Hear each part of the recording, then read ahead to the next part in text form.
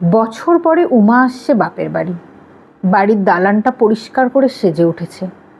Nut মন্দিরে মায়ের প্রতিমার বাঁশের কাঠামোটায় খড় বাঁধা শেষ হয়ে মাটির প্রলেপ পড়াও শুরু হয়ে গেছে।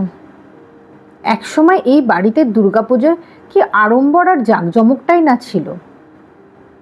এখন শুধু দুই অসহায় বৃদ্ধ মা বাবা পথ চেয়ে রয়েছে, কারণ এবছর তো তাদের ছেলে আসছে। প্রায় 2 বছর পরে ছেলে বাড়ি ফিরছে। 250 বছরের প্রাচীন দুর্গাপুজো এই বাড়িতে।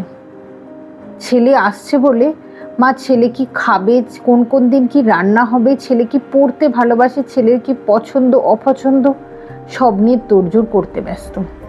মাঝে মাঝে চিন্তায় পড়ে যাচ্ছে, ছেলে আগের মতো ওই একই রকম আছে তো? ছেলের পছন্দ অপছন্দগুলো বদলে যায়নি তো?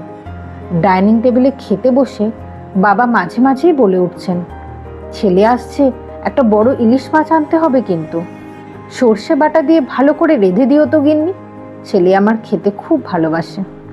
বলরামের মিষ্টি আনতে হবে, ওই মিষ্টি আবার ছেলের ভীষণ প্রিয়।